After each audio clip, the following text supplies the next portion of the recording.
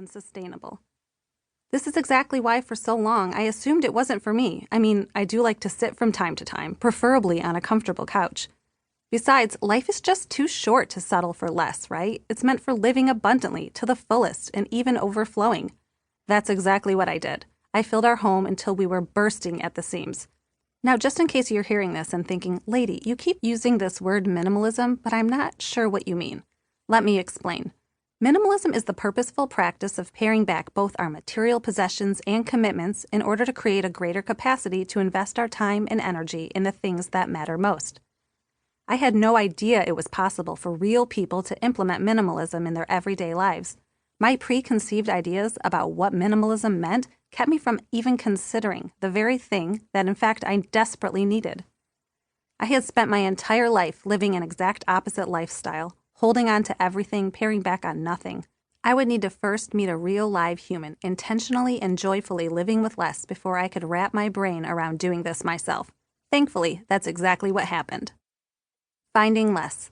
That morning started off like most mornings. The only difference was this was the second Wednesday of the month, which meant I was at my church moms group, soaking up some kid-free time, coffee, and cream cheese with a side of bagel.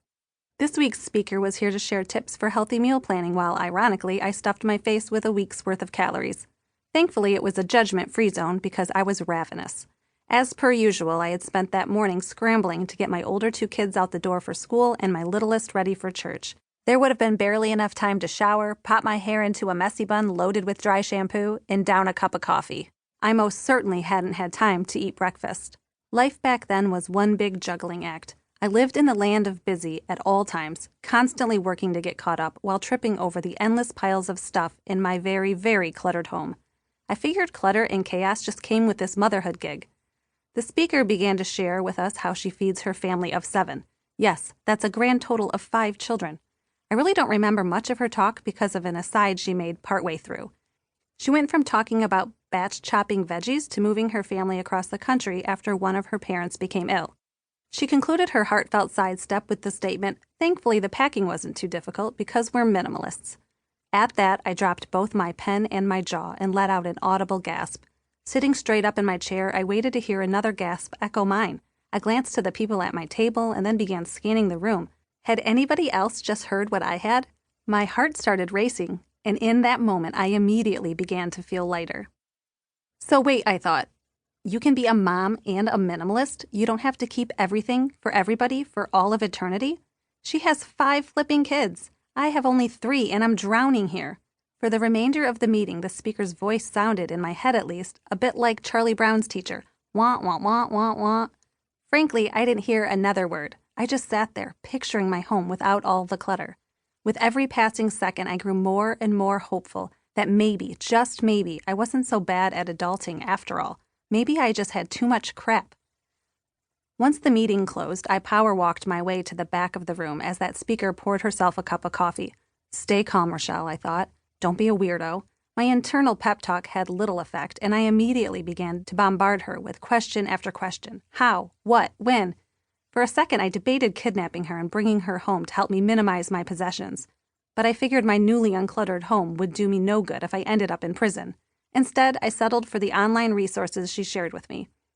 After grabbing my then 1-year-old from childcare, God bless those childcare workers, I picked up my middle child from preschool and headed toward home. It was almost lunchtime, so I figured I'd give my husband a little ring to prepare him for this 180-degree turn our family was about to make. As I explained where we were headed, he listened quietly before following up with his usual response. Yeah, let's talk about this tonight, which in my experience is code for, did you seriously just call me at work to discuss such nonsense? In his defense, I have been known to get overly excited about outlandish ideas. I'm still waiting for him to agree to the idea of our moving overseas for a few years, but let's be clear, I'd settle for a couple weeks.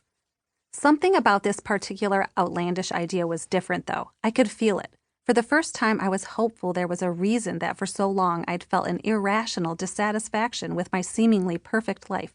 Perhaps the solution was much simpler than I thought. Perhaps the answer wasn't found in doing more, spending more, or being more. Maybe the answer was hiding behind less all along. Could all my efforts to keep up, outdo, reorganize, and redecorate actually be the root of my problem? Growing